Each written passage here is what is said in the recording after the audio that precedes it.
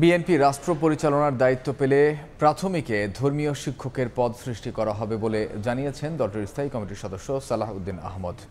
অন্যদিকে এনসিপি ক্ষমতায় গেলে শিক্ষা ব্যবস্থায় প্রাসঙ্গিকতা ও মূল্যবোধ ফিরিয়ে আনা হবে বলে জানিয়েছেন দলটির দক্ষিণাঞ্চলের মুখ্য সংগঠক হাসনাত আবদুল্লাহ। শনিবার রাজধানীর ওসমানী মিলনায়তনে জাতীয় মূল্যবোধ সংরক্ষণ পরিষদ আয়োজিত সেমিনারে অংশ নিয়ে এসব কথা বলেন তারা। সালাহ উদ্দিন আহমদ বলেন, বিগত আমলে কিছু সংগঠনের মাধ্যমে শিক্ষা প্রতিষ্ঠানগুলোতে সামাজিক ও সাংস্কৃতিক আগ্রাসন চালানো হয়েছে। হাসনাত আবদুল্লাহ বলেন, সাম্প্রদায়িক বৈচিত্র্য ধারণ করার মাধ্যমে দেশে সম্প্রীতি গড়ে তুলতে হবে। জাতীয় নেতৃবৃন্দ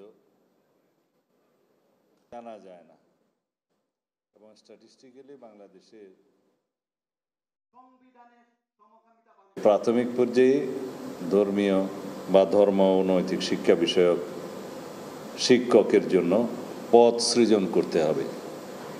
পদ সৃজন করে অর্থ মন্ত্রণালয়ের অনুমোদন সহ বাজেট প্রভিশন করে তারপরে নিয়োগের ব্যবস্থা করতে হবে।